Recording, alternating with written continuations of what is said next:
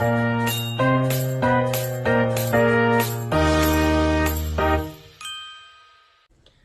everyone, I want to ask you a question. What does cultures means to you? Is it something you display proudly or something you practice every day?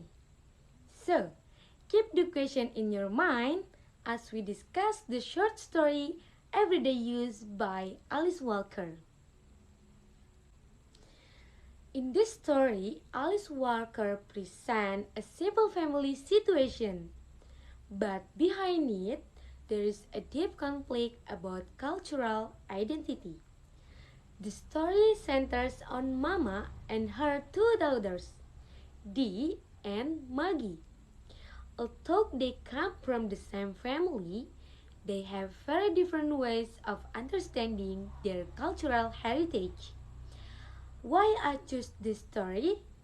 Because it made me reflect on how culture can be misunderstood when it is treated only as a symbol, not as a lived experience. Let's start with D. D represents a modern and symbolic view of cultural identity. She changed her name and said, I could bear it any longer, being named after the people who oppressed me. Now, I want you to think about this. Does changing name automatically change someone's connection to their culture?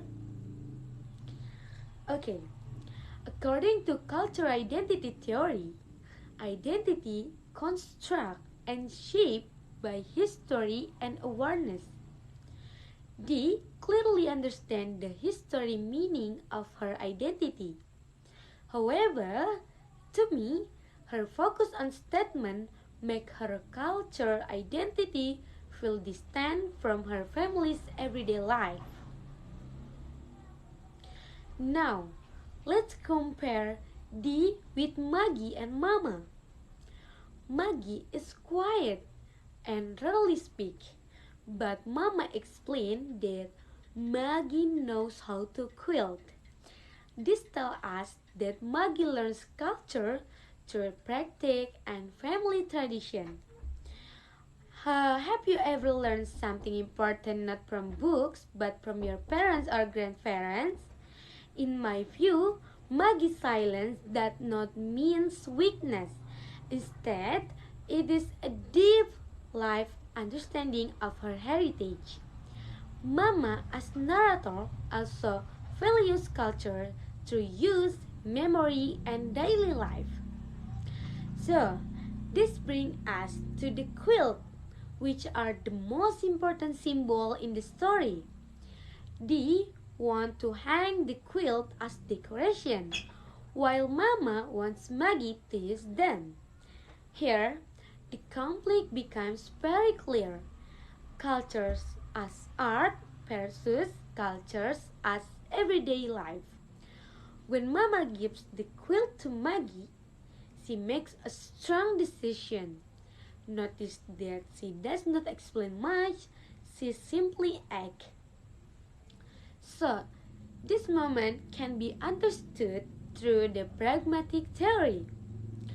Pragmatic focus on meaning in context and not only unspoken word. So Mama's action of giving the quilt to Maggie works as a nonverbal message. In my opinion, this action communicates her beliefs about the true cultural ownership more clearly than any argument could. This confidence language, Maggie's silence, and Mama action all create meaning beyond words.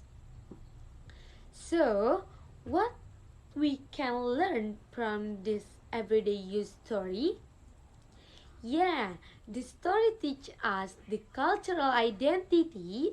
The cultural identity is not about claiming our roots, but also about living them. By using cultural identity theory and pragmatic theory, we can see that true culture survives through everyday practice, memory, and respect. not just through the symbol. So, to end the discussion, I want to ask you one last question. Do you treat cultures as something to show or something to live? Okay, thank you for watching. Bye.